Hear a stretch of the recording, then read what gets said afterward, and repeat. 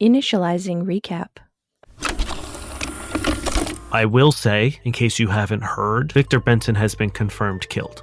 And she says, is it these two? And you see a picture of Greg and Freg. Those sons of bitches. I don't know how to tell you guys this, so... And she puts her finger down and scrolls to the top. It says, deceased crew of the Nightcrawler. What? With the power of the council, I clear the three of you of all charges, and your tavern restored to its full operation. You see a face in the crowd. Of course I do. Fuck me. And it's Azin. Some of the people in the front row, they're mouthing things. Remember when I mentioned the reckoning and the being controlled? That's happening. Azin, this is not over. This will never be over. I will keep hunting you. I will find you. I will end this. Astrid walks up to you and she says, I think we need to figure out who's behind this, and I have an idea where to start. Recap complete.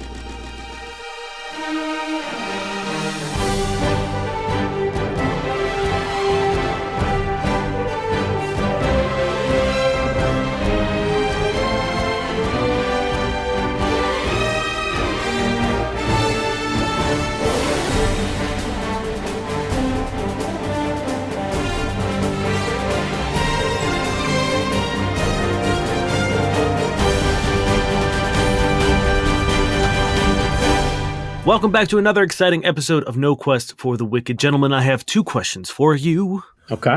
Lay it on me. Are you ready to rock? I am. Yeah. Yes. Yeah. Now, please. more importantly, are you ready to roll?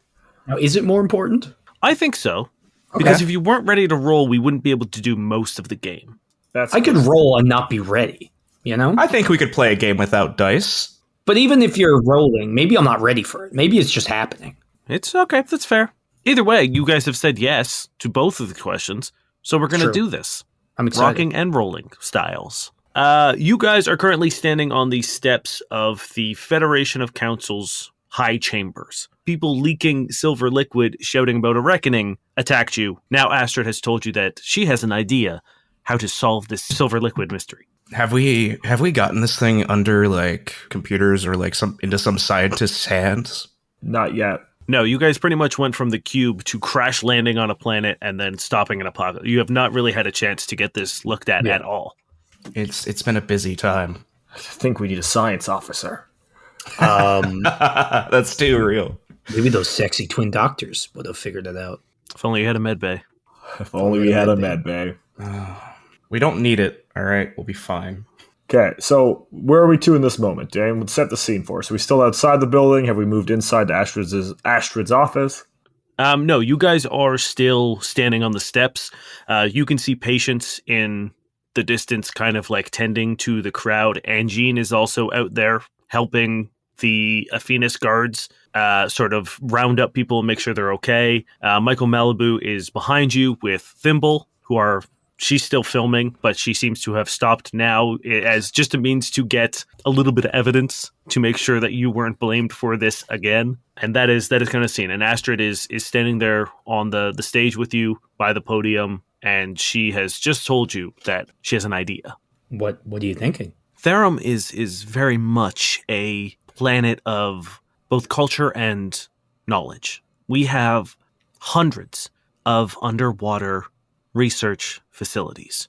I am close friends with someone aboard one of the research facilities known as the Ark. It was a human-created facility by a man who was inspired by the events of the decline on Earth as a means to preserve and save endangered species and make sure that any cataclysm like that again, we would be able to protect the world's flora and fauna. If you want to know more, you can roll culture if you would like to know, or you can ask Astrid to see what you want to know about any of this.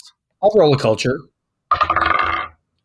Ooh, that's a 20. Okay, cool. Yeah, so this was, I already gave you a lot of it, but this was originally created by a dude named Xavier Ross. He was a scientist who worked on Earth. He was a biologist and a zoologist, and one of his biggest regrets was not being able to save a lot of the Earth wildlife. And he actually named his Eris vessel the Ark, because what he tried to do was take as many Earth species as possible with him to preserve their lives. And when he got here and he realized that, like, oh, there is so much more life out in the galaxy, and it sort of like hit him and dawned on him that, like, even though we lost so much when Earth was destroyed, or at least abandoned, there was all this other life that could still be saved. And that is why he started this facility. So the actual base itself is, at its core, an Eris shuttle. Oh, cool. That's what I was going to ask next. Is it like the start of the base down there? Yes. So he repurposed it, and the main sort of like structure or sort of like the heart of it, and then they have added to it as they received funding and as they grew more capable and could take on more animals. And it is essentially like, you know, the seed database in like Norway or whatever? Yes. Yes. Where they have like every seed. Yeah, it's like a doomsday apocalypse scenario so that they could, if anything terrible ever happens, that they could rebuild and regrow a bunch of crops and stuff. It is essentially that. Cool. I even think they have some extinct species too. Yeah. Yeah, so it's like what the main premise of it now is they do like rehab stuff. They take endangered species that can no longer exist within ecosystems for whatever reason, either like invasive or poaching or whatever. But they also DNA sequence the animals so that should the technology ever exist to essentially recreate these animals if they ever become extinct. Cool. So they have like the sequencing and the animals, or is it just the sequencing? No, it's both. Cool. Yeah, sick. But the animals themselves are the ones that like can't exist out in the wild, almost like a sanctuary. Okay, so it's not like every animal; it's just endangered species right now. Correct. Or species that like have lost their habitat due to whatever reason. Yeah. Okay. Cool. And yeah, that is what you know of the ARC initiative and the ARC research facility. Do they have space kakapos? Yeah, of course they do. If you don't know what that is, look them up, guys. They're great. So, Astrid, I think it's a great idea. However, for some reason, the pessimist in me, taking the silver liquid that we have into a ship that has a lot of like valuable life forms, I mean, seems like a bad recipe. We don't know how the liquid is controlling people. Everywhere we've brought this, there's been a lot of fire. Maybe it doesn't have to actually make like physical contact with anything, you know? Maybe its mere presence is enough to set things over the edge. We have no idea. Astrid nods and says, I understand your concern. Trust me, I get it. But the longer we go without knowing anything, we will just continue to stand here and guess as things get worse. Fine, but if I have to murder an evil space cockapoo or whatever Cody just mentioned, I will be very upset. I understand your hesitancy. I am going to call ahead and talk to my contact there.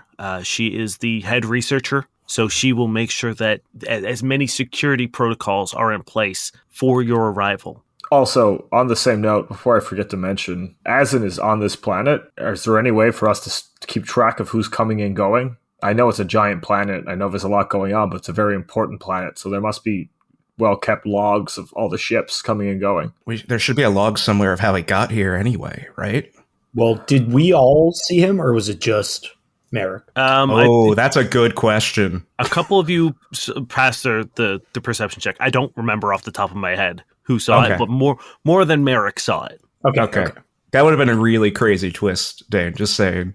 Asin's not real. It's just been me the whole time. Yeah, that would have been like legit crazy. Well, I mean, all three of you have seen him and talked to him. Astrid nods and says, well, the good thing about having a singular city on an entire planet is it's pretty easy to track comings and goings. So I will reach out to my contact at the Ministry of Defense, and we will start scanning ships for this Asin. Merrick, when you have a moment, I do want to talk to you about something. Yeah, I'm assuming we'll be on a ship going underwater in a little bit, so... Astrid says, I'm going to need a couple, probably the rest of the day to sort of figure out how to facilitate this and do this safely. So I'm going to let you guys enjoy your freedom a little bit while I figure out how to do this safely and how to get you down there and hopefully solve this problem. So please, enjoy your freedom. Enjoy the city. It is a beautiful place. So take a second, take a deep breath, and tomorrow we'll start to get to the bottom of this. Not sure if we said before, but thank you, Astrid. We have this freedom because of you. Yeah. Thank you. It means a lot. I just wish we could have done it sooner. But let's now focus on saving some lives. Sounds like a plan. And Astrid heads off. She starts walking towards some other government buildings. And you guys get a call from Jenny and Shortcheck. And they have been released from their holding. Wonder how Shortcheck's holding up. And yeah, and so Shortcheck is on the phone, and you see Jenny kind of like peeking over his shoulder, and he says, "Hey guys, so I guess you don't need to tell us the good news, but congratulations on not being kind of like the most wanted people in the system. Also, you guys good?" Well, I hope that wasn't too boring for your song, Jenny, but yeah, we're free people. Shortcheck, the thing I got you to hide earlier, when you get back to the ship, make sure it's safe, okay? Yeah, I got it. I'll give you guys some options. There are some of your buddies are here. Like Mikhail is here, Patience is here, Angine is here, Thimble is here. If you'd like to do anything with them or talk to them or do whatever, by all means, you can. I'm going to use the resolve point just in case anything crazy happens. Oh, to recover stamina? Yes. Okay, I will say the talk with Astrid was counted as a rest. So anyone who wants to restore stamina can do that. I want to talk to Thimble. Yeah, she comes out now that the chaos has subsided with Mikhail, and she puts the camera down. I kind of want to like shuffle up to her and like, hey, can I like have a word? And like kind of like nod to the side, just a little bit away from everybody. Yeah, of course. Yeah. You guys go off to like maybe sit down on the stairs away from everyone. I put my hand out. I'm like, hi, I'm Cody. I'm Thimble. And she shakes your hand. And once again, you note that like Metal thumb. and a really impressive grip. I've been not good at this. I pulled a shotgun on you, and a friend of mine recently told me kind of some of the things that I've been doing with them, and I think it applies to you. I think I've been weird. I meant it in a good way. I wanted to say sorry and thank you. You've done a lot for us, and I know you're very important to Durrin, and Durrin's very important to me. So I was hoping we could start over. You see tears kind of form in her eyes. They get really glistening and watery, and she just gives you a really big hug. I hug her back. And she says, "Cody, that really, really means a lot to me. Thank you. I know that's not an easy thing to admit or to say to someone, and I really appreciate that. Thank you." Oh, you deserve it. You're an absolute badass. She smiles and she wipes the tears from her eyes, and she just says, "I just hope I can continue being helpful." You have already done more than anyone could have ever asked for. So maybe, just anyway, thank you. I'm not good at a lot of things, and you're really cool. I just like pat her awkwardly on the shoulder. She smiles and she says, "Well, you're pretty good at apologies." I'm not sure that's true, but maybe this one went well. Thank you. Someday you gotta tell us the story of how you met Durrin, by the way. If that's not weird. Is that weird? Am I being weird again? She kind of grimaces a little bit. Merrick and Durrin, would you like to talk to anyone? I want to have just a quick one-on-one conversation with Merrick before we split off. Yeah, okay. I will say this is a great time to do it. Yeah. Merrick sits on a step. Like, he just goes and sits on a step somewhere and is just like looking at the ground. I hand him one of the churros that I picked up from the local vendor. Oh no. We know what happens when you get churros. You got a moment? Yeah. What's on your mind, Durrin? I know you're constantly saying you don't know what Asin's thinking and such, How many steps ahead do you think he might actually be with all of this? I don't know. The issue is, Durrin, is that I don't know if this is something Asin has been planning since before we met. If he started planning it while we met, while we were, spending time together, or whether he's been planning this for 100 years. I have no idea. What are the chances he knows that we're going to end up at that underwater base? High. If you had to guess. I understand he's unpredictable and shit, but if you had to guess. Well, it all depends on whether there's something on that arc that he wants. Because I still don't know if we're involved in this out of pure randomness, some kind of fate, or whether it's in his script, his playbook, that we have to be involved. I don't know. last time we spoke, he made it seem like it was a coincidence. Okay. I just keep on going through my notes. I have one of my old notebooks where I kept a track of everything we did together, for better and for worse, and I keep on going through it, saying, why were we on this planet? Or why was he on this planet? Why was he here? There's got to be a pattern or something. There's got to be something in my notes that will If it point us isn't to obvious, I something. think the pattern is you. I don't know. I'm just expecting trouble when we get down there. I'm sure of it, but we can't keep living our lives like as in some kind of ghost that's going to poke around every corner. We just have to keep on moving forward and doing what's best for us. Yeah. The three of you get a notification on your phone, and on it says, it's from Astrid, and it says, figured you might want a little pampering after everything you've been through. Please enjoy. And there are 5 reservations for a stay at a hotel called the Grand Royale. Oh. Best no. lawyer ever? Durrin, I can't tell if you're rubbing off on me because her friendliness is making me paranoid. I don't think it's... Yeah, sorry about that. It comes with the territory of living with me, I suppose. It's all right. Let's go drink some bubbly wine, get fucked up, and then get in a jacuzzi. Yeah, Cody's like beaming since he saw the mess she's going towards you guys. But outside of that, I do want to spend some time with Thimble, but I'll let Merrick do his thing first. Oh, no, Merrick is just going to wait for us to go to the hotel. He's pretty down. Yeah, before you guys head over, Durrin, you can absolutely talk to Thimble. Well, there are 5 reservations too. I assume Thimble's coming with us. No, that's for a short check. And Oh, Jenny? Okay, fair. Correct, yeah, it is for your crew. I actually thought she was invited too, oddly enough. If you want to not invite one of your crew to invite Thimble. We can humble Jenny a little bit, It'll be fine. You get a call, Merrick, from a unknown number. I'm going to, is Patience or someone I trust nearby? Patience, Cody, and Jean. Any? Okay, I'm just going to, give them, hey, come over here real quick. I shovel over. Just listen in while I take this call just in case. I nod. I answer the phone. Hello. Hello, Merrick. Son of a bitch. Hey. I just wanted to call and congratulate you on your newfound freedom and, therefore, henceforth, my freedom as well. Yeah, Nix, congratulations to yourself. Thank you. Now, gentlemen, I know you're on a Phoenix, and it just so happens that, well, maybe I've taken to the buying and selling of commodities during my brief exile, and I've decided to open up a brick and mortar knicks-knacks shop. If you are interested in procuring any knicks or knacks, please feel free to swing on by. Will do. You treated us well last time. I appreciate it. We'll swing by there as soon as we can. So yes, you now know that there is a shop in which you can spend your hard-earned credits if you would like to buy anything on Athenas. Do we have any credits? We all have some credits still. I have a bunch of credits. Yeah. I don't have that many, I don't think. All right, boys, you want to go shopping or hit this hotel? We may as well go shopping first.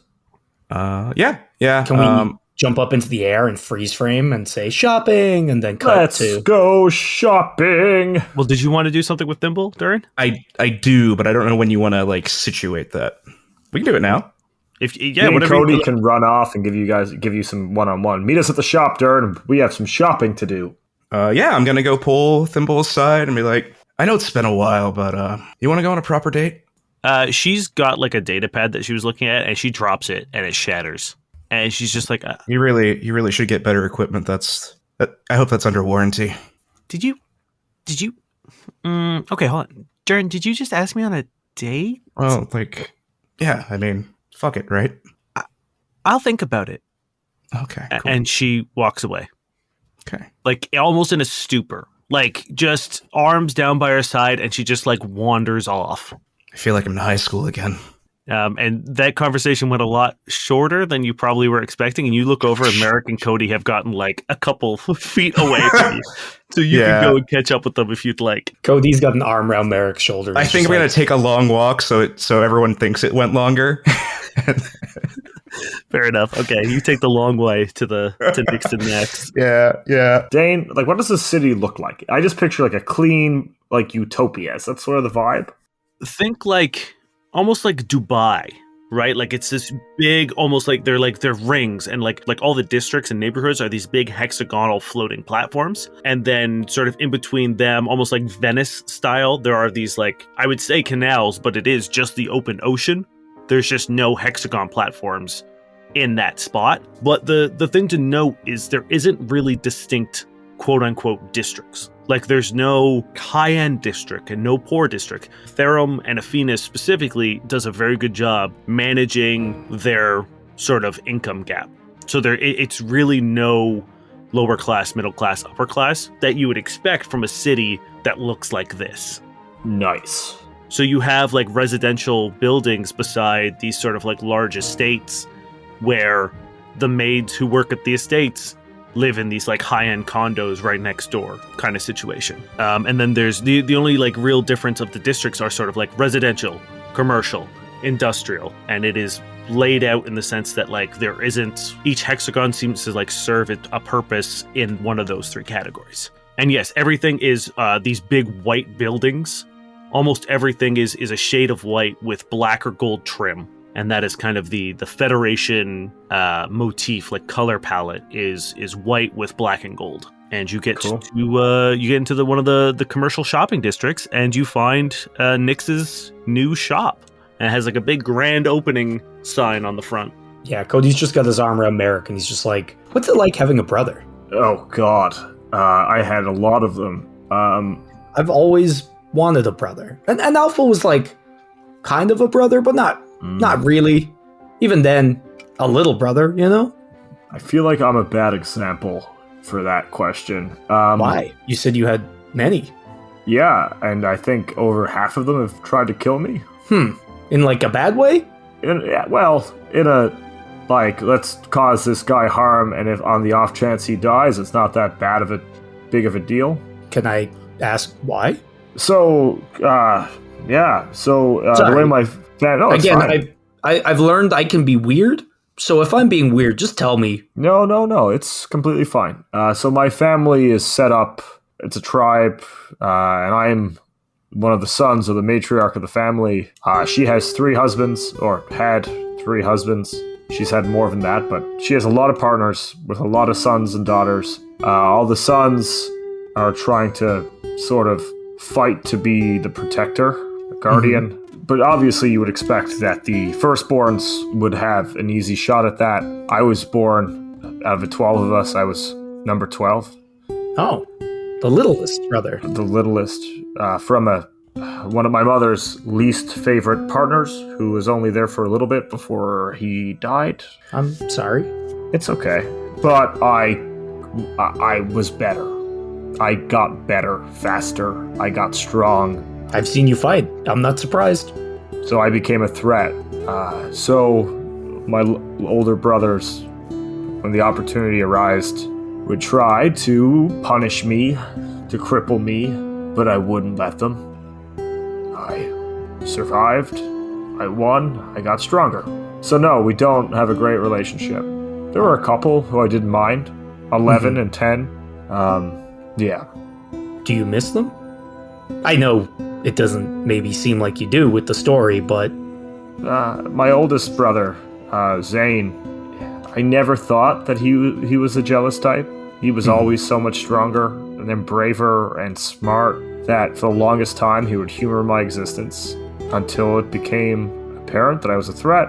That put a strain on our relationship, and then I refused to come home, which was the final straw that broke the camel's back. And you still don't want to go home, eh? No. Is it because of the attempted crippling and stuff, or is that just part of it? Because Sothans have an issue where they depend too much on the past. Yeah.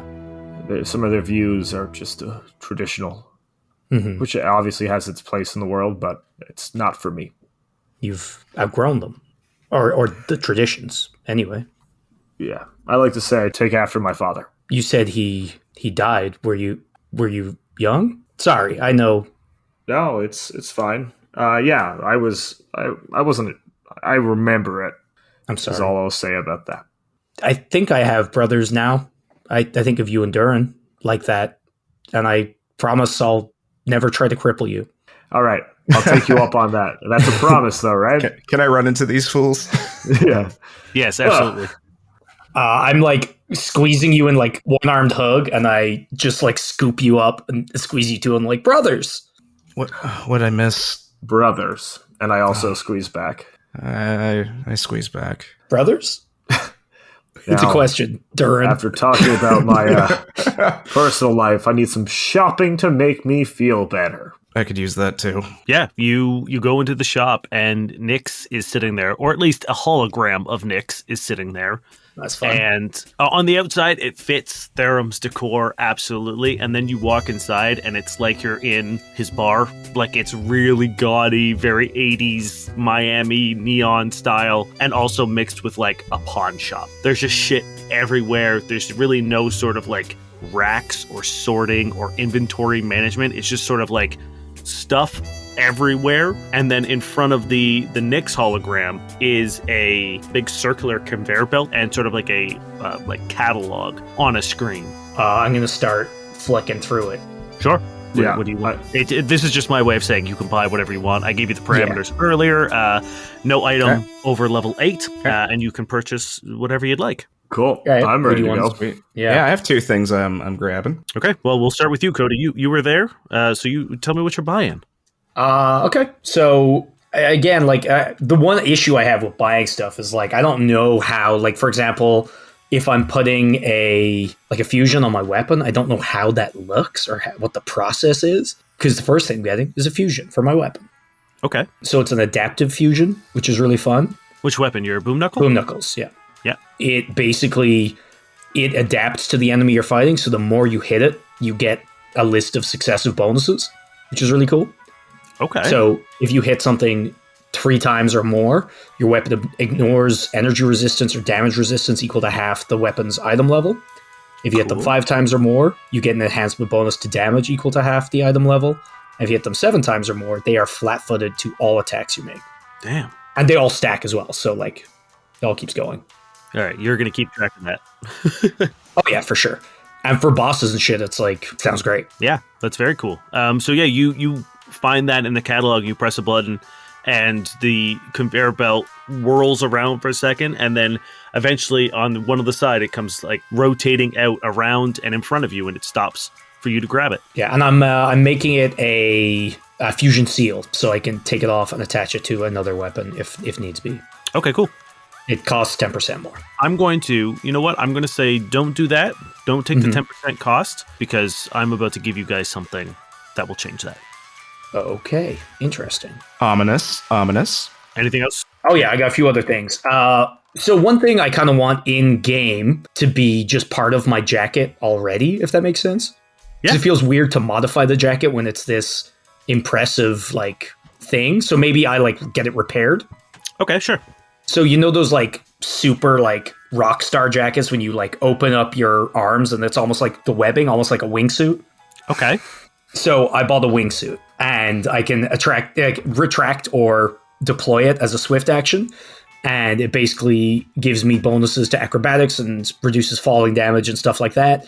And it means if I'm falling like a long time, I can make small adjustments and like fly myself laterally, moving like a bunch. So I can kind of use it as a wingsuit. It's a big drop.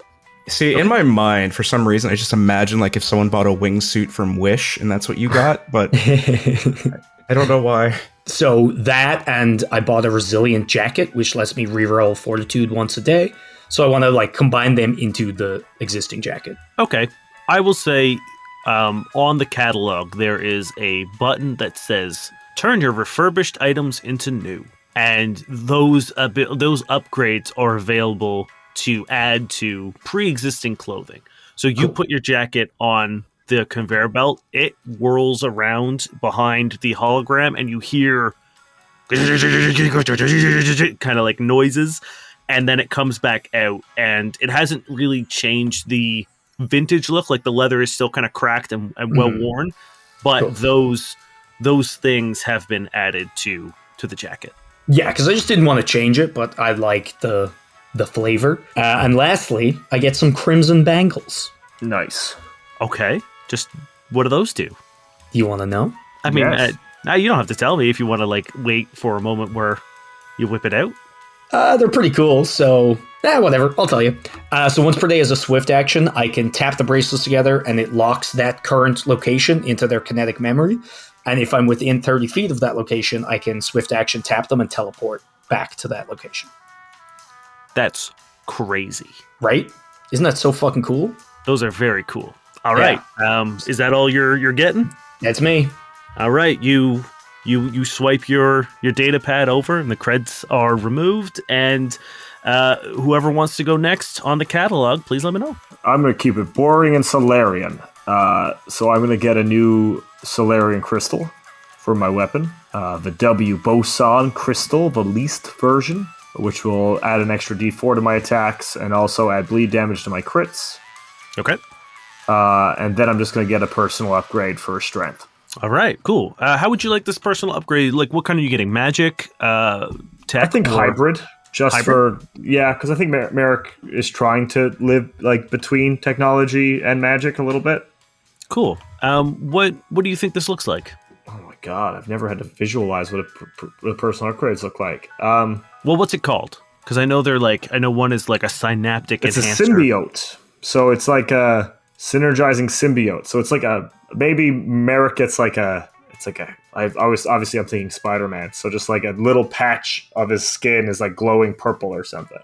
Okay, cool. Yeah, you get this little sort of like jar of slime that you pour onto your skin, and it affixes. And you can change. You know what? I will say I'll let you change it into a shape or emblem that might mean something to you. So if you want to do, I don't know, if the Persistence has a logo, or if your tribe has a logo, you can. It's you can gonna shape be a it. moth. Yeah, I'm gonna turn it into a moth. Okay, that's very fucking cool. Yeah, so you now have this glowing, faintly glowing purple moth Sick. empowering you. Anything else, or is that your shopping spree? That is my shopping stream. Okay, Durrin, you are up. Okay, I'm in a few spots right now. There's a few things I'm thinking about going through. I will say Niall did come in clutch for me on those on the Days Between podcasts, so thank you, Niall. Merci. You're welcome. The one thing I do want to get, but I need Dane, I need your permission for it though. Okay. Well, the reason I have to is because it's in an adventure path, and I know what happens when we just pull shit from adventure paths. Well, what does the item do? It is called Falcon Boots. Basically, I can create my own little bubble of gravity where I am, including walking up walls and stuff like that. Okay, what are the restrictions? None. There's not much because I get my land speed going up walls and stuff. If I get knocked prone, I fall to where my gravity is going. But it's constrained to walls and stuff. I can't just like float wherever the fuck I want. You know what? Yeah, fine. I'm okay with this. Why not? Let's fuck around and find out. Cool. And then the next thing I'm gonna grab is an ability crystal. I can't put it in one of the things I've already upped, right? That's the conditions on that, or can I? No, you can. You can't buy the same crystals, but if you've already enhanced them through like level ups, it's fine. Okay, yeah, we're gonna up that dex a little bit more. Yeah, because you can only have one level 2, one level 4, and one level 6. Mm-hmm. Yeah. Yeah, that's and what you're getting a crystal, you said? No, it's a personal upgrade. Sorry, it says ability crystal is what it's called. Okay, yeah. So is that the technology one or the magic one? It's the magic one, right? It's the same cost either way. Yeah, I know. so I'm just trying to get a vibe of what it looks like. I think I would go for the technology one if I'm honest. That's right. Okay, so that's the synapse one, right? The enhancer, synapse. whatever? Yeah. That's the one I'll lean towards. So this is very similar to what Cody has. I will let you choose what kind of, if you want a headband or sort of like a wrist wrap or gloves or something, that the prongs of the adrenaline that make you better you need to have a contact for these prongs to sort of like affect. Yeah, I'm thinking like a shoulder strap, so it's like right into my like upper pec. Okay, cool. Yeah, so you now have this almost like bandolier style leather strap across your chest underneath your poncho that is Hell yeah. sort of like every now and then pumping a little extra adrenaline to make your reflexes a little faster. Nice. All right, is that your shopping done? It is. I want something else, but I don't have enough money for it, so. Okay. I'm sad. How much do you need? Because I fuck all money, but I've got cash. Let me do my math to make sure. Only if you want to. It's like understand that like it's probably not the best idea if we do it, but you know. I got like 200 credits.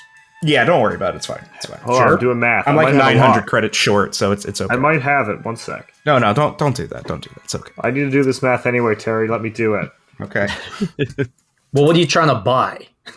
It's called a tailblade, but it's more so just like I want an operative like melee weapon, so that's why I'm like, it's not important, guys. It's okay. How much do you need? Dane, did I receive my baton back from... Yeah, you have it. Yeah. Terry, I give you my Tempest Gale baton. Oh yeah. It's an operative weapon. Is it? Are you sure? Mhm. Yep. Oh, okay. Yeah. Thanks, Cody.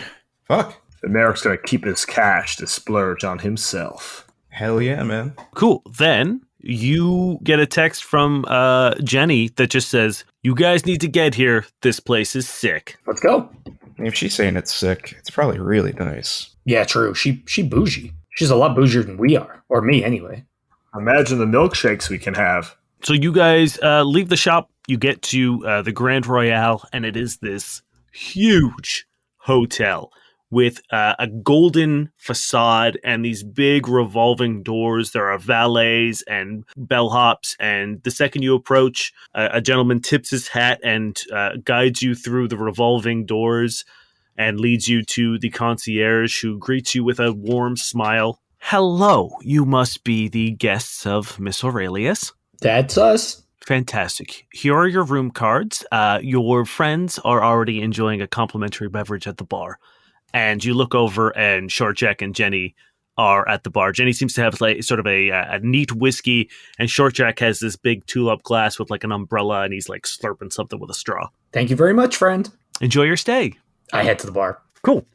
You guys get there, and we're going to do a little party management stuff because we haven't done this in a while. I will remind you of Short Jack's abilities because you haven't really had an opportunity to use them, but you have unlocked the next level of his abilities during your time together. The way I'm doing party management and crew member stuff is they all have a trait, a flaw, and a passive ability. And as you increase your standing with the party and the crew members aboard the ship, they get bonuses, and the flaws become less severe, and the traits become better. So Short Jack's trait is he's a gearhead. So it allows you, when you're on board the Persistence, to reroll any engineering check. The flaw, however, is that he is inexperienced, and there is a 25% chance that the reroll check will be treated as a natural one. His passive ability, which you guys have just unlocked, is Tinkerer, and that allows him to reallocate weapon fusions for free between weapons, and he will also craft tech items when he has downtime. And Jenny, you are getting her list of things as well. Her trait is Inspiring. Every day you get to roll a d4 and receive an ability from Jenny's presence and sort of like just having her aboard. You get to re-roll what ability you get every day. And if it's not used by the end of the day, it's gone and replaced by the one you roll that day. The flaw, however, is she's stubborn, and you don't get to choose which ability you take. The abilities of the D4, which I'm going to get you guys to roll now, so please note down. You don't have to necessarily remember what one you get, just remember your number, and I'll tell you what it is. You roll a D4, and if you get a 1, you get Rocker Inspiration, which is you gain a +5 on any roll before you roll, or a +2 after you roll. Nice. You get a 2, it's called Thick Skin. You heal 3d6 plus your level for stamina points. And is that like whenever we choose to... Whenever you want to use it. These are all standard actions if they like give you a thing, or reactions for rerolls and stuff. Very cool. Number 3 is Practice Makes Perfect. You treat the next skill check roll as if you've rolled a 10. Okay. That's a really good one. I like that one. Yeah. And the last one, number 4, is Encore. It allows you to re-roll one skill check, attack roll, or saving throw at a -2. You must take the second roll, even if it's worse. So I'm going to have you guys roll your D4 right now and see what Jenny gives you. I got a 1. Okay, you get Rocker Inspiration. I love that. I got a 4. Okay, you get Encore. I'm upset because I rolled it earlier, and now that I know what it is... Oh, hey, 3. Hey, same number. We're good. You get essentially the ability to take a 10. Which is super useful. And then her passive ability is whenever you are on board the Persistence and Jenny is around, you get +2 on all culture checks because she is well-traveled. And she's also used to touring with big personalities and in cramped quarters. So every time you make a cramped quarters check with Jenny, you get a cumulative +1 to the roll, up to a maximum of +3. Okay. Could that be because of what we rolled earlier? Because we've never rolled well. But not with No. Jenny. It's been pretty bad. So right now, Durrin, you have a +1 on any cramped quarters checks because you rolled 1 with her last time. And is that +1 Oh, that's on nice. any, or just +1 to talk to Jenny a second time? Just with Jenny. Okay, yeah. That's cool. So when I roll 2 1s, that 3 will be great. So yes, I'm keeping track of the scores. So right now, Durrin, you're the only one who's interacted with Jenny in a cramped quarter. So you get a +1. I don't necessarily, unless you guys really want to do something, I'm happy with just saying that you guys spend the night unwinding, relaxing, hanging out with the crew, and having a good time. Yeah, I feel like Cody wants to try different types of drinks, so he'll have one of everyone's favorite and fight the urge to just get boozy milkshakes. Merrick's just going to sit in the jacuzzi and knock it up, like make it boiling hot and just sit there all night. Okay. And Durrin, how are you enjoying your time in the hotel? Oh, I feel like I fucked shit up. So, just anxiously trying to relax, maybe hitting the minibar, Okay, cool. Yeah, you guys all get a great night's rest. There's a significant weight lifted off now that you don't have the Ministry of Defense hunting you down, and you enjoy a little bit of lavish luxury for the first time in a very long time. And in the morning, when you wake, and I'm going to use the D4 rolls that you rolled then for today, Okay. you guys get a message when you wake up asking you to meet Astrid at the overseer or the Tavern Guild Hall. Short check. Do you have the thing I asked about with you, or is it still on the ship? It's actually still on the ship because I wasn't really super cool with carrying it around. That's fire. Let's swing by the ship. I'll pick it up, and then we'll go meet Astrid. Actually, that's a pretty good idea because I've actually got a little something for you guys to maybe help you out. Oh, all right. Hell yeah. Fantastic. Thank you, hotel staff. We really appreciate it. It was our pleasure. You guys are incredible. Thank you. If you would like to leave a space Yelp review, that would really help us out. I don't have Spelp, but I think the boys do. Spelp. I'm actually like a was it like tour guide or whatever the tag they give you I for can see being? that so hard. Yeah, I've traveled a lot. I've eaten a lot of places. One of those really annoying normal people who try to write like a fucking food critic. Mhm. They're just, That's like, Merrick. constantly using adjectives that don't need to be there. Oh my god! I leave comments about the sheets on the bed, like the thread count, even though I don't know Ooh. what that even means. I think I probably left one review once because I thought it was going to be like a good idea to start reviewing places for memories. Did it once and never did it again. Nice. And yeah. that place got 2 stars. Cool. Yeah, you swing by the hangar and pop into the Persistence. Shortjack scurries off ahead of you to grab the liquid from his secret hiding spot, and also brings in a little crate as well. And he also has a little package under his arm, and he says, "So, here's the vial, first and foremost, the most important thing. This is something that I've made for you guys." And he hands over like a sack from within the crate. And inside of it are 2 Screamer grenades Mark II Ooh. and 2 Sticky Bomb grenades Mark II. Oh, fuck yeah. I want a screamer grenade. I kind of want a sticky grenade. I'll take a screamer grenade too. You can have both stickies. Can I have both stickies? Is that cool? Oh yeah. Are they screamer grenade Mark II, you said? Yep. Hell yeah. I don't even know what that does. but it sounds 2d10 cool. sonic damage, and they can also be deafened on a failed fort save. Damn. And the sticky bomb is they get entangled if you hit the scores they're in Hell yeah. for a certain amount of rounds, and then they have to do a save to try to get out. I like that. And finally, Shortjack says, "Also, this was waiting for us when we got released, and I think it's for you guys." And it is a wooden box, almost as big as Shortjack, with it's a really, really nice, like lacquered wood chest. With How ominous does it feel? Not super ominous, but you recognize the insignia on it, and it is a embellished V from the Gallery Voltaire. It's our boy. God. All I right. pop it open. What fancy shit's going to be in here? there's a little note that says, think you left this behind. I don't want it. It's yours. And it's all the stuff that you left at Gallery Voltaire. So during your rifle, your grappling gun, Cody, like anything that you had that was taken from you has been returned. Nice. That's really nice, yeah. And then at the bottom of the note, it says, also, this box is great for hiding things, and their little winky face. Hell yeah. Search the box. I assume it's not something. Oh, maybe it is. 100%. It has to be a false bottom. Give me a perception check. Some techie shit, you know? Dirty 20. There is, in fact, a false bottom. It's empty. There's nothing in it. But yes, there is a false bottom. And if someone has mysticism, they can do a check as well. I do not. I point out the false bottom to anyone who has mysticism. That's going to be a 15. That is it on the money. This is an anti-scrying box.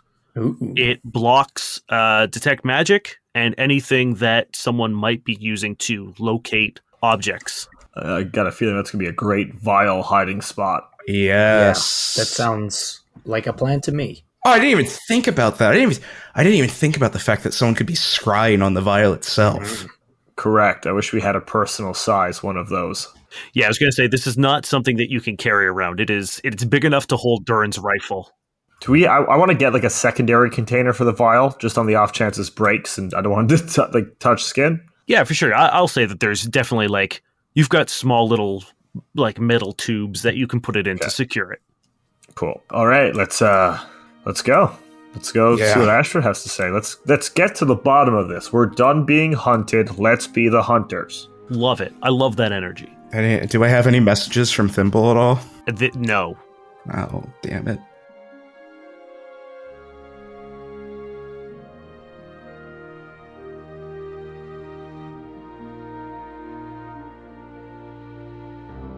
Hello, Space Gym. Dane here to do the things. First and foremost, we hope you are enjoying the episode. I know I say this every time, but this one's going to be a quick one. It's a lightning fast one. I'm going to say a couple very quick things, and then we'll get right back into the show. First thing is to request a simple task. If you are enjoying the show, please consider writing a review for us. If you use Apple Podcasts, it would be a great help if you could leave a review on that platform. Otherwise, a 5-star review or written review, any other place that you do listen to the podcast, if it gives you the option, would really help the show. Second, we want you to hang out with us. We have a Discord, which is a great place to hang out, talk to other people who listen to the show, talk with us, suggest character names, join in on the fan art projects.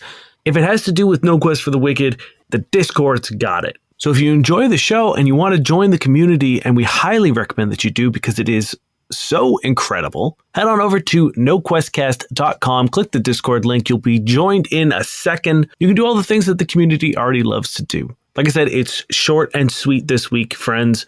Thank you very much for listening. We hope you enjoy the rest of the episode.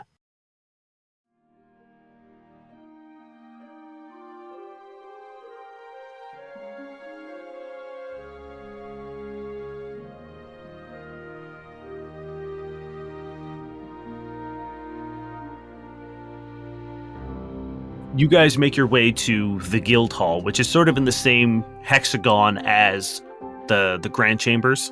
And when you get there, you see that there is these large white and gold and black gates that are open, and they lead into a small park that has a large, sort of 10-foot tall bronze statue of a man with a bag over one shoulder pointing to the sky. And he's sort of looking into the distance with his chin raised high, pointing up in front of him. Who's that?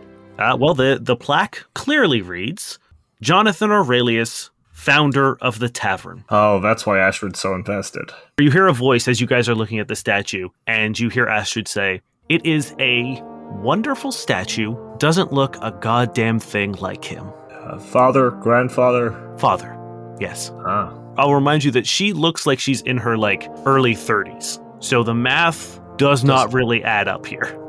So he fucks. Fair enough. It's a sci-fi world. I wouldn't question it too much. She stands there for a second with like kind of hands on hips, and this is kind of the first time you've seen her relaxed. When you first saw her on the screen on the ship, she was very disheveled and looked like she was working late nights. She was sort of very tense when she met you in the interrogation room and on the trial. Now she is in a much more casual. She's wearing about a knee-length dress and heels, these matte black heels, and she's wearing a white dress with the gold and black trim with the tavern insignia on the upper left shoulder. And she looks relaxed. She looks fresh. And she says, this is usually where people say I look pretty good for an 80-year-old. Excuse me? You do. Thank you, Cody. You're a human? Cody kind of shrugs and he's like, I didn't think much of it. My father was 7. Huh. I think my mother is very old. I can't even remember. I was also kind of his father, so... Yeah. Wow, this keeps going, huh? I mean, you kind of invited this. You're right, I did. Yes, I spent a lot of my time, about 60 years of my life, in various forms of stasis. As I don't know how much you know of my father, but he went missing when I was about 16. And I spent a good portion of my life looking for him. Did you ever find him? I didn't, but I found the next best thing. I found peace, knowing that he did incredible things, and he changed this entire system, and that's good enough for me. I will always wonder where he went, but it doesn't diminish what he taught me or what he did for Casamal. If he's anything like you, I'm sure he's great. He was. And you guys reach a very, very long stretch of road. It's about almost a mile, I would say. And all down it on either side it looks like protesters. There are booths set up. There are people handing out pamphlets. And Astrid looks and says, have you been here before? Have you visited the guild hall before? No. No. What about you, Durrin? First time.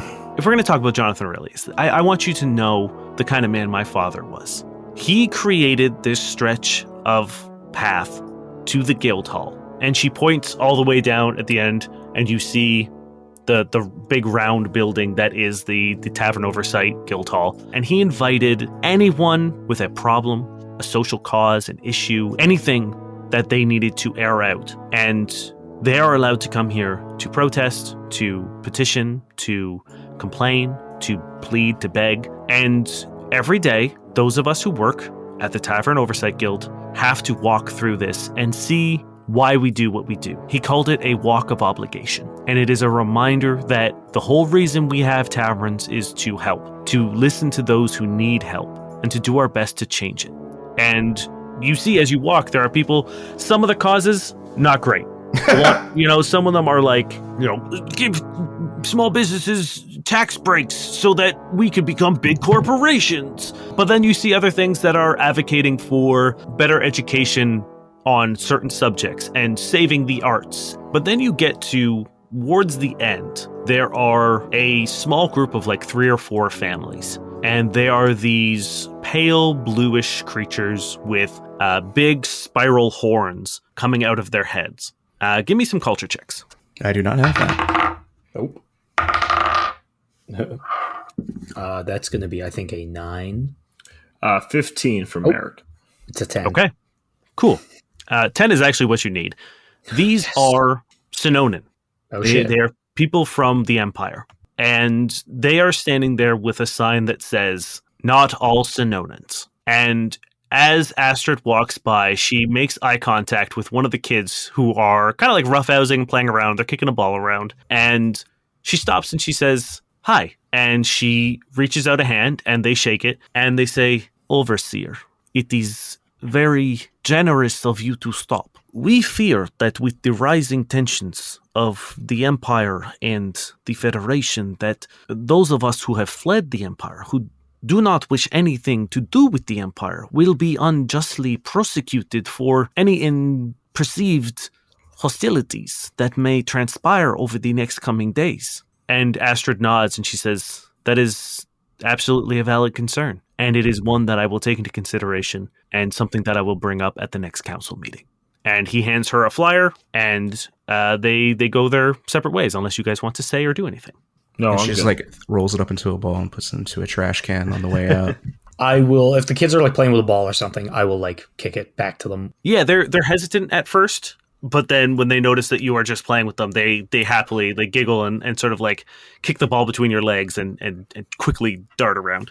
Mhm. And finally, you get to the guild hall at the end of this mile-long walk. And Astrid stops and chats with a few other people, but doesn't stay too long because she does know she is escorting you guys, but takes a fair number of pamphlets. By the end of the road, she's got about like 10 or 12 of them.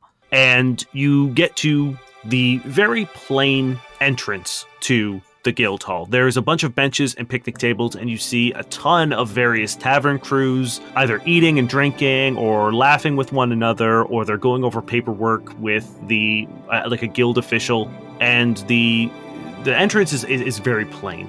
It's a single sliding glass door flanked by two planters that have a pretty arrangement of wildflowers, and that's it. And she leads you into a big circular room that has these spiral staircases up on the left and right side, and there are a set of elevators towards the back. And in the center, there is a large wall that stretches up the full 3 stories that this building is, and it is covered in screens and physical pictures. And in the center, there's a plaque that says, "Those that have returned to their place amongst the stars." And it is a memorial for those who have served in the tavern program and have died. Are there any names we recognize? There are a few. First and foremost, you do see the crew of the Moon Dancer and the Nightcrawler, including Greg and Freg. But in the center of it all, there are 2 rows of pictures. One, there is a row of former overseers. And Merrick, you recognize the most recent one. It is the bearded man that was killed by Azin on Usaran the first night you met him. The guy who was in the house with his Ooh, that's wife? awkward. Yep. Oh, What was he doing in the middle of fucking nowhere? I guess he's retired at that point, right? But he seems to be the most recent overseer. What's his fuck. name? wait, when did he are die? Yeah, are there dates? A year ago. That doesn't sound right. That doesn't line up, does it, So Merrick? wait, he died a year ago? Yep. During Merrick's tempering. Oh yes, it has only been a year. It's been a long year. But do we know when he left the overseer? He was the overseer when he was killed. What's his name? His name is Sebastian Grant. Fuck.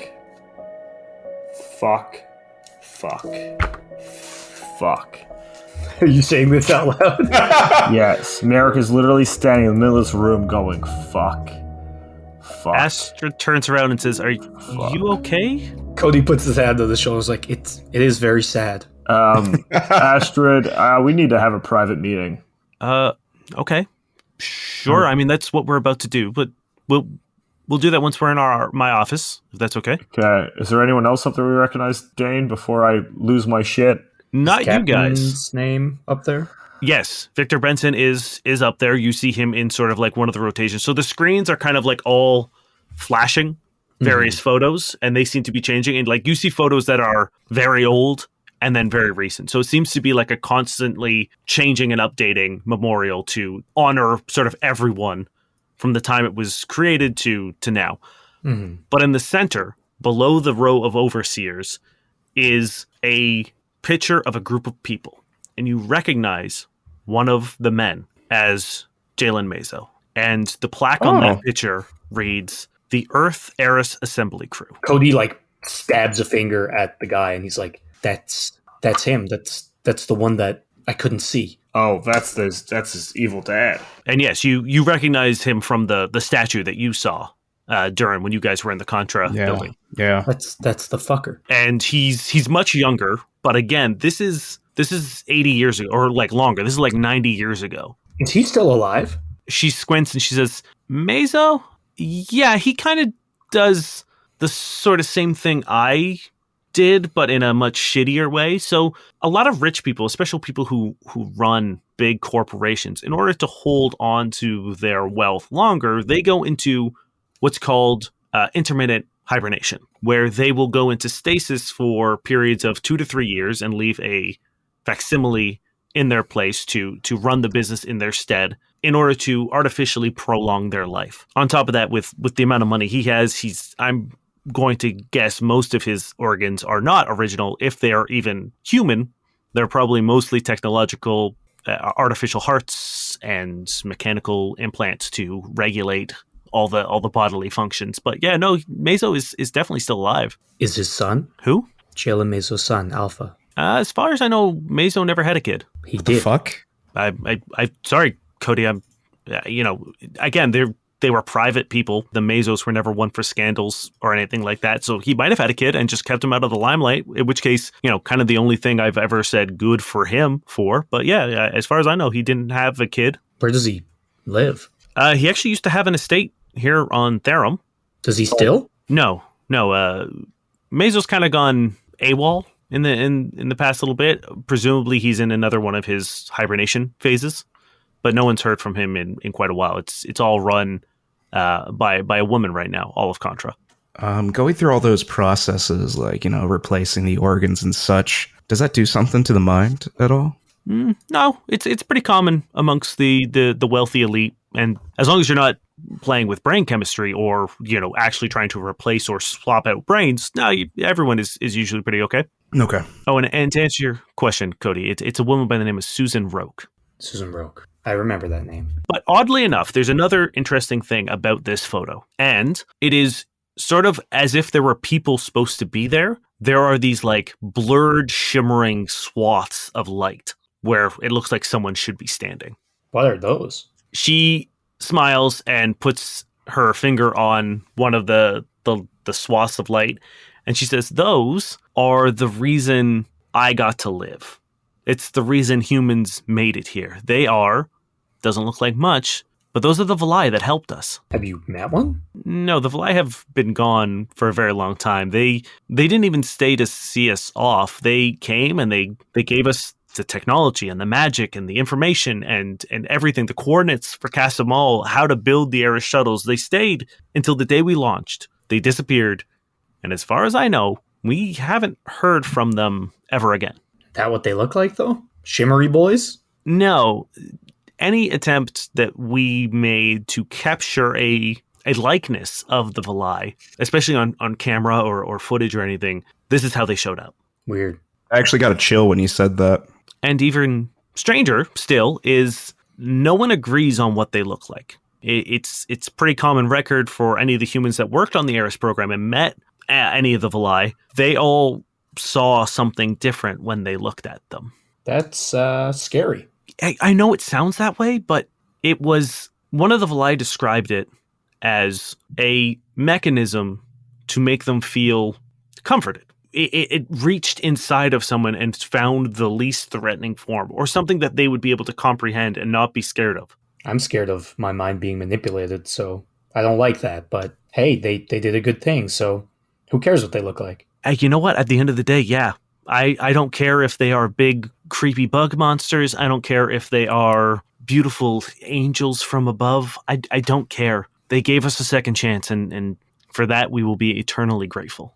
But Merrick seems to be having... Let's go to the office. I assume he's just been saying fuck this whole time. Fuck. Just in the background. And this time, as you guys are walking towards the elevator, there are sort of like formal portraits done of the former overseer, with the first one being Jonathan Aurelius. And she was right. The statue looked nothing like him. He was a very plain-looking man. No real distinguishing features, but a warm smile. The next person after that was an older man with gray hair and a braided beard named Dmitry Antonov. And after that was Sebastian Grant, who you guys are familiar with, or at least Merrick's familiar with. And then the most recent picture is one of Astrid. You look good. Not bad for an 80-year-old, right? Not bad It's at all. impressive. And she gets you in the elevator. You guys go up to the third floor, and she sort of walks almost directly across from the elevator is her office that is facing out, staring across the Walk of Obligation and into the downtown core of Aphenis. Inside the spacious third floor office is a mess of papers, pamphlets, and petitions, which she adds the one she's currently holding into the to-do pile. And then you see an even larger stack of red pamphlets. The western wall is dedicated to a whiteboard that spans the entire length of the wall with a to-do list that is almost as long as the whiteboard, and it seems to be all correlated to the pamphlets on her desk. On the opposite wall are bookshelves that are overstacked, and a large screen is set into the wall between them. The northern wall faces out over the Walk of Obligation and offers a modest but impressive view of the Phoenix downtown. The wall you came in is covered in pictures of Earth and pop culture memorabilia and vintage maps of other star systems, cities, and including a map of Earth. And she sits down and she says, okay, Merrick, if you're comfortable discussing it in front of your friends, what's up? Okay, so we told you about Asin before, right? Yes, you mentioned him briefly at the interrogation, I believe. He was there yesterday when everything went crazy. Okay. And he was there the day the attack happened on the cube as well, right? Punched the tank. Correct. Yes. Punched okay. the tank. Yeah, it was really death. cool. What happened to Sebastian Grant? He was on vacation with his wife at a country home out in Usaron, and he was murdered. I know who did it. Merrick, that's a pretty big accusation. I was there. She freezes, and you can see a almost immediate shift in her demeanor. And she says, Merrick, what are you saying? I'm saying I was there the night Sebastian Grant and his wife were murdered in cold blood. I watched it happen. Who killed them, Merrick? Asin killed Sebastian Grant. She sits and processes it for a second, her head slowly nodding, and she says, well, I guess I now have a bigger dog in this fight. Sebastian Grant was a very good friend of mine, one that I respected greatly, one that I cared for greatly. I need to know right now, Merrick, what your role was. If you let him die, if you knew this was going to happen, this is going to change our relationship drastically. I did not know it was going to happen. I was a kid. A lot has changed since then. Asin took us into a random cabin. I thought it was his place. We hung out there for a bit, and then they came home, and before I could even react, they were dead. Okay. It was the first night I met Asin. So what we need to be worried about, Astrid, is why did Asin do that? I thought it was a random attack just to sort of prove a point to a young kid, but I think it's more than that now. It was either Sebastian Grant was working on something that he wanted to stop, or the thing I'm most afraid of is that Asin knew the time for his plan was coming, and that if something happened to Grant, you would be the most obvious candidate to take over, and he wanted you in power. Astrid looks distraught when you say that, and she walks to the window to look out over the Walk of Obligation, and she's silent for a very long time. And then she turns around, she says, there's nothing we can do about this right now. If Asin is on planet, the Ministry of Defense will find him, and that is something we can deal with when it comes. Right now, if he is using this silver liquid, we need to figure out what it is, how to counteract it, how to stop it, how to neutralize it. That is priority one. We can get justice for Sebastian later. But Merrick, it's not an easy thing to do what you just did, and I appreciate it, and it makes me more sure that I'm making the right call trusting you guys. And thank you for trusting me with this information. We will stop him, I promise, because now it's personal for me too. She sits back down at her desk and she says, I have arranged for a transport to take you to the ARC facility. They've put it on lockdown. You will be the only ones arriving that day. No one in and out other than you. We have a Ministry of Defense shuttle taking you in to make sure that you are protected on the way there. And Charlotte Ross has agreed to take a look at this for us. It is a huge deal. She's the best at what she does. And if anyone's going to be able to figure it out, it will be her. And then there's a knock at the door. And Astrid leans back and she says, come in. And in walks Arwen Decker. Every time you've seen him, he's been in this like huge collar, very well dressed, manicured. His hair has been almost like plastic with the amount of product he's in. You see him now and he is wearing a very plain suit with no high collar. His hair is well kept, but not nearly to the extent that it usually is. And he walks in quietly with his hands behind his back and he says, if I could have this moment to say something to, well, all of you, if possible. Cody's just kind of like looking at the boys. What's yeah, that? you can talk, dude.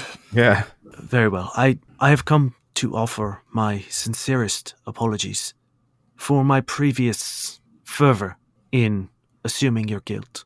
Not to make excuses, but while I'm sure you have thought of the cube as a second home, it was my home. And out of love for my home, I found a desperate desire to seek justice to those that did such damage to it, and to an extent that I was blinded by circumstance, and in this case, the truth. And for that, I offer my deepest apologies. Mr. Arwen, sir? It's Decker, but yes. Mr. Decker? We saw what happened to the cube, and it was fucked. So, I understand your fervor, and, whoever did this to us, they did a pretty good job, so I forgive you. Hey, if I was in your shoes, I'd be doing the same thing. Thank you.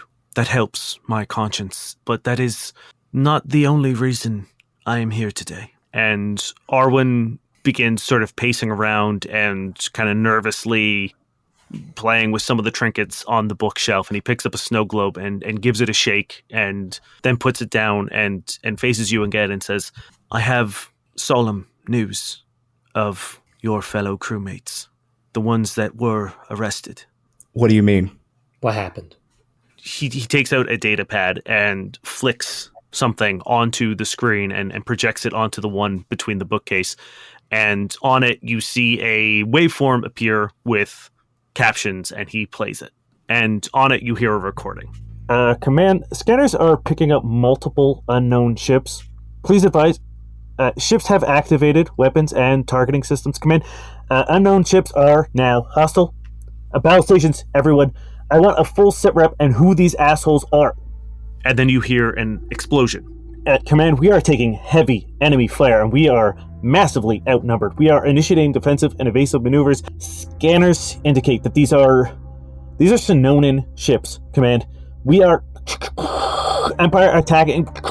We're taking damage. Prisoner containment is rapidly losing.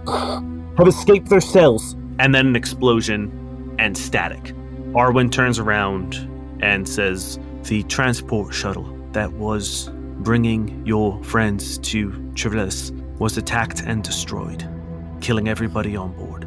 Bringing them to or bringing them from? To. This happened a few weeks ago. And no one told us this whole time? Holy You didn't shifts. tell us? He shifts uneasily, and he says, I asked about them. I asked about them in the courtroom, and you were there, and we were there, and you didn't say shit. yes, and that I is... look at Astrid. Did you know? You can read on her face that she did not. She looks fucking pissed. To the point where, you see her knuckles are, white with how hard she is gripping her table. Probably compounded by the news of what Merrick just told her. And now this. She looks furious. And Arwen says, it was withheld from public record because we felt if you were in fact guilty of the crimes you were committed or accused of, that we felt it was important leverage to think that you had friends who could be helped. So during the trial, when they revoked their sentences, they knew this? Yeah? That was all a lie? That was all just an act, too? Only Chancellor Emmerich, the Minister of Defense, knew. We kept this close to our chest. It didn't seem wise to aggravate the situation further. If you knew that you could Hey, if you have nothing better to say right now, get out of the fucking room. Hold on. So you're telling me that you thought that the three of us could be terrorists sent by the Sonoran Empire? That was our theory. That was what you were thinking? Yes. So you thought that we would have our crew members killed by the Sonoran Empire? The same crew members who were being arrested as terrorists of the Sonoran Empire. Could have been a means to tie up loose ends. It is a common tactic. I think it's time for me to reiterate Durrin's point. Get the fuck out of here. One thing, the ships. Do you know the make, model, number, designations? Doesn't matter, Cody. They might not even be from the actual Sonoran Empire. Anything bad happens in this fucking system and they're gonna blame the fucking Sononans. We could find them. No, we're not going to be able to. Decker once again, like, lowers his head like a fucking scolded dog and says, "This is information that I do not have the clearance to give, but I can petition Chancellor Handros to contact you with this information, if you would like." Is the information on that pad in your hands right now? Now Cody starts walking up to him. It is not. I promise you. You can take a look if you'd like. I take it and toss it to Durrin. You're welcome to go through it if you'd like. No, I just hand it back to him. Please, Durrin. No. Cody, Why? we're playing by their rules, buddy. This isn't a movie. The bad guy's not going to be obvious. We're dealing with syndicates. We're dealing with societies. Information, whether it's fake or not, is still helpful, because if it's fake, we can figure it out. No information gets us nowhere. Handing him the data pad, I'll say, when you can give us that information, please do. Again, this is not news that I want to give you, but I felt it was my responsibility before you hear it on some news hollow or something like that. I am deeply sorry. Do you want to make it up to us? If it's within my abilities, yes, I would love to. The meeting that Victor Benson had when the bomb went off, is there a recording of what was being said in that meeting? I will look into it. Good. Thank you for breaking your rules to tell us this. Understand, we're grieving, frustrated, and furious, but I appreciate what you did today. I cannot express my sorrow. I'm sorry. And I will do everything I can to get this information to you. And he sort of slides the data pad into his pocket and kind of does that nervous nod to you when someone doesn't know what else to say and leaves the room. I might need some time, guys. Why would the Sononians attack a prison ship? Astrid, you look over and she has her sort of head in her hands and she's massaging her temples, and she once again looks up and you can tell tears are beginning to well in her eyes, but it's out of anger. You can almost see how red hot she is. She takes a deep breath and she exhales and she says, "Once again, this doesn't change the matter at hand. Every bad news that we are getting seems to have this fucking liquid at the center of it. And the sooner we figure this out, the sooner I can put my foot up Decker's ass and figure out who Asin is and put my foot up his, and I will just keep putting my foot up people's asses until everyone who's fucking around is done with."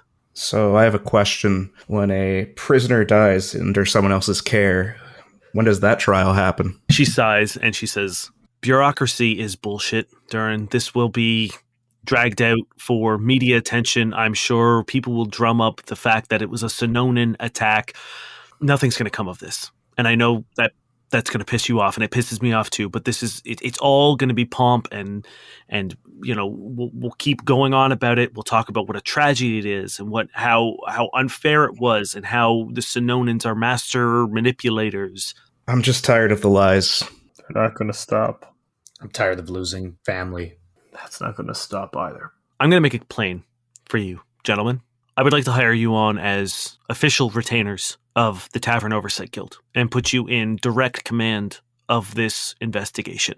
I can't think of anyone better to undertake this task, and I don't believe there's anyone who is more invested in finding out what the fuck is happening than the four of us. We're gonna do it anyway. May as well be official about it. I'm going to need a day. And I think Durrin's just going to leave, honestly. As you're leaving, Astrid says, "Durrin, we don't have a day. You have to leave today for the Ark. It is the opportunity we're getting. And I put a lot of strings to get it. I understand you're upset. Look, I just got really bad news too." Hey, okay. We'll have time to grieve when this is over. I'm sorry. All right. I'm sorry to rush this, but windows of opportunity are closing every fucking second. Okay, let's go. Let's get to the fucking Ark. Astrid, as a bit of a warning, as just some verbiage Asin threw around when he came to us on Goa, the liquid is important to him, but he also once told us that he's not worried about us having it because he can get it back whenever he wants. So I don't know what that means, whether it's a false threat or if it's connected to him, but I wanted to let you know, just in case. Thank you. I will be careful, and you guys please take care of yourselves as well. I know you're taking a huge risk.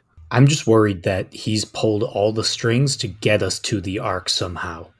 Is there anything you could think of that's there that would Yeah. be devastating in the wrong hands? I can't help. We're just followed into Asin's plan. Because I'm sick of being played. She shrugs and just says, it would be a devastating loss to lose, the data that's there, but it's all backed up. Like if something happens there, it's not gone forever. I know we have to, but I just feel like taking that vial there is just such a bad idea. We have to do it. I know. I'm just worried that you said there's rare animals there. There's probably dangerous ones. He can control things with this liquid. I don't know. Asin Like, wants a space Tyrannosaurus. Yeah, that's all I can think of. Understand, we're on board for going there, taking the liquid, getting it examined, but we're just kind of airing our nervousness about it. Look, I'm going to be paranoid about Asin whatever we do, so we can't not do things. We're not going to let his fear control us. All right, let's go. Yeah. Before we leave, I just want to reiterate the fact, Astrid. It's stressful, but think why Asin wanted you. And then Merrick leaves the room. Or why he wanted that other guy gone. I will look into any sort of active contracts or contacts he had going. I do have a quick question though. Like, were you going to be obviously next in line upon his death? It's not like a hierarchy or there was a vote. Okay, I'm only asking because I'm trying to see how far Asin's plan or reach may have actually been. I would like to assume that it wasn't for me, but because of Grant. He might have been working on something. He was the overseer. He saw all the contracts. Maybe he saw something that he wasn't supposed to. So that is the angle I'm going to go on, because trying to figure out why someone would want me here is, I feel like would cause me to spin my wheels a little more than if I was looking at someone else. But it's worth thinking about. Thank you. So please let Dr. Ross know that I appreciate what she's doing for us. You'll be sort of working with her exclusively. If anyone else asks for any other information, you just say, sorry, you're on confidential, official work, and only deal with Dr. Charlotte Ross. Do we get badges? Or like cool coats? Maybe a hat? She reaches in and pulls out 3 tavern pins and gives them to you and says, these will recognize you guys as official contractors of the guild and not just the run-of-the-mill tavern. All right. Thank you, Astrid. We'll be in touch. Yeah, where do we need to be? You guys get directions to a Ministry of Defense launching pad for submarines. And when you get there, there is a big moon pool at the hangar you've been told to go to, and a dwarf is sitting on a chair, and he is sort of just whittling a piece of wood and whistling. Before we head off, is it possible to slightly retroactively transfer a fusion to the weapon I gave Terry? Sure. Can we say we did it like that night? Yeah. Just because I had one on one of my gloves, and if it's going to go to waste, I may as well put it on a weapon we're going to use. So Thank you. You have opportunistic, Terry. Thank you very much. No worries. Cool. Yeah. So there's this dwarf who is kind of whistling and whittling on this old wooden chair beside a submarine. Hello. Oh, yes. Hello. We're here to go to the Ark. Oh, yes, you are. Okay. Yes, absolutely. First things first, you do need to get suited up. And he points over to 3 lockers that have these very large red jumpsuits. Just put one of those on and come back to me, and we'll get you situated, and we'll be on our way in no time. Do you have Yoski-sized ones? just get in and press the button. You'll see. Yeah, I pop one on. I have 4 arms. I put one on as well, I guess. You guys climb into these huge suits, and the second you're in, there is a little button on the chest that you press, and they shrink and expand. Merrick, yours grows an extra set of arms for you, and they fit perfectly snug around you. That's pretty cool. You could now, if you wanted to, there's a zipper at the front, you could take it off and on and keep it. It stays the size you are in until you hit it again and they become big. So it's not like it's skin tight to you. It is now shaped to you, and you can take it on and off like any other clothing. And once you get back to the dwarf, he says, "All right then, get on board and we'll be on our way." I get in. Yeah. Let's rock and roll. Like quiet, somberly get in, yeah. You guys get in. You strap yourselves into sort of those drop seat style seats, and there are fairly large windows on either side, those like round portholes, and you guys begin diving deep, really, really deep. And for a while, it is just sort of nothing but the dark abyss of the Cerulean Sea. After about 45 minutes, you begin to see some lights in the distance. And as you get closer, you realize that this facility is huge. And you get closer and closer to it, you see these large domes that are attached to a large central column, and inside you can see a bunch of different biomes. You see a like snowy tundra, you see a dense jungle, you see a sprawling plains, and every now and then you'll see animals galloping in large packs across.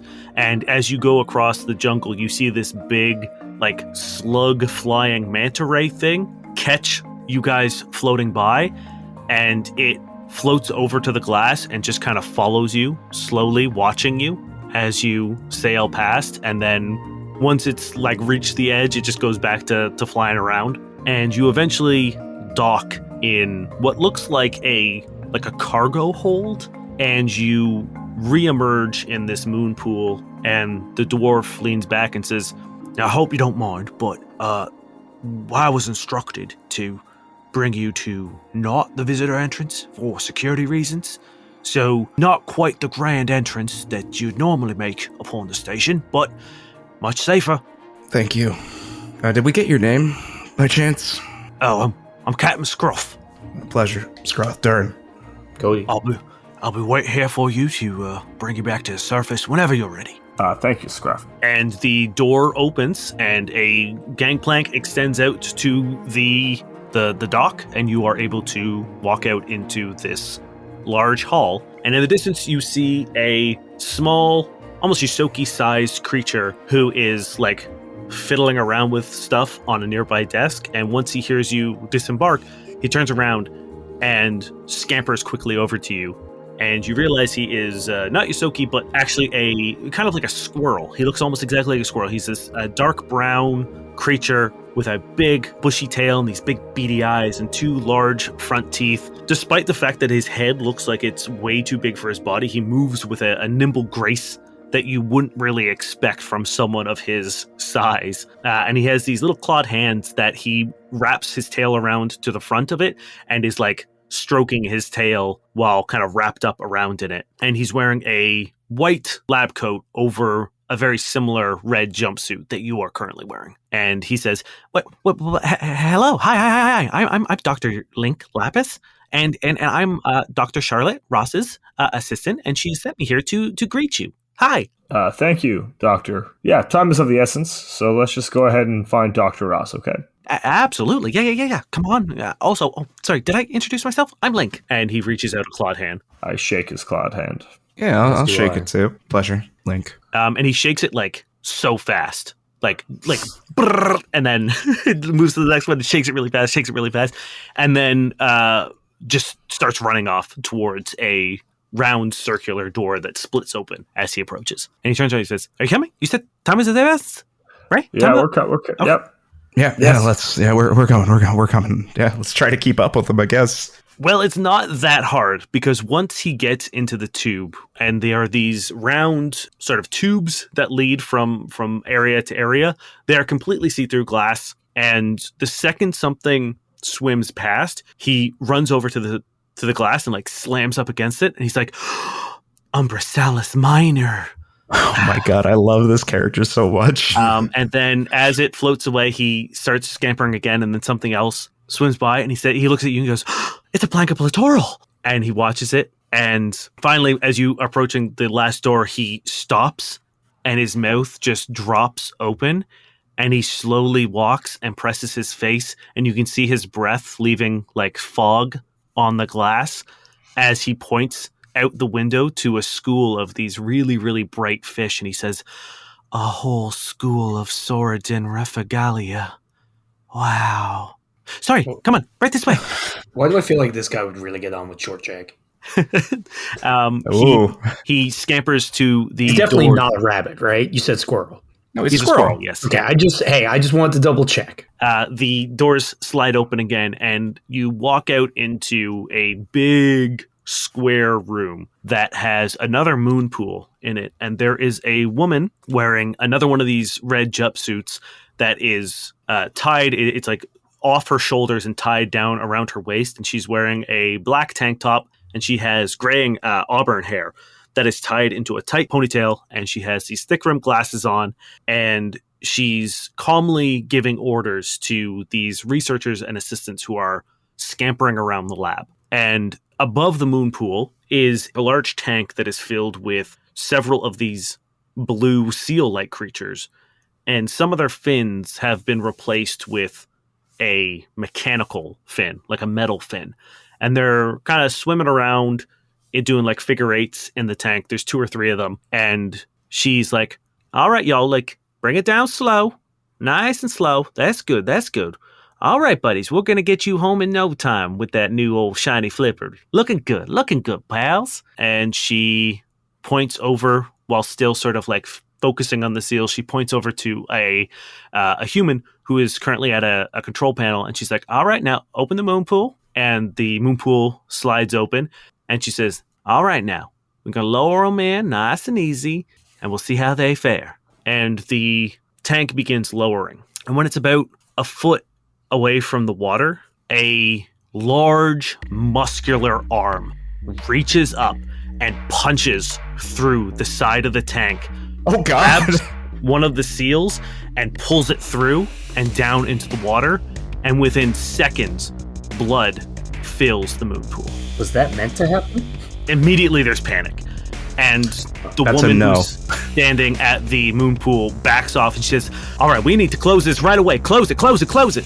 And the arm reaches up again and grabs another one of these seals and pulls it down, and more blood. And this time the carcass gets thrown up through the water onto the ground, and it has been completely torn apart. And it looks like someone has taken, kind of when you take a chicken wing and hold it by the end and just pull the meat off it. Yeah. It looks like someone has done that to this seal. Can we start saving these seals now? Yeah, please. I want to help. Who's doing this? It's another vending machine. You just feel very If a fucking vending machine comes out of the moon. It's its older brother, Vendo.